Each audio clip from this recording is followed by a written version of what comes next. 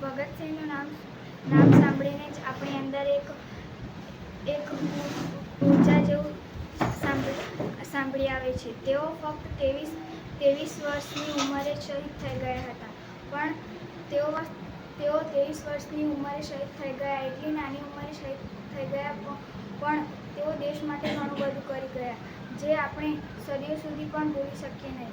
તેમનો જન્મ 28 સપ્ટેમ્બરના રોજ ગંગા નામના ગામમાં થયો હતો. તેમના પિતાનું નામ કિશનસિંહ અને તેઓ બાળપણથી જ આઝાદીના વાતાવરણમાં જન્મ્યા હતા. પણ તેમના જે કાકા હતા તેઓના મૃત્યુથી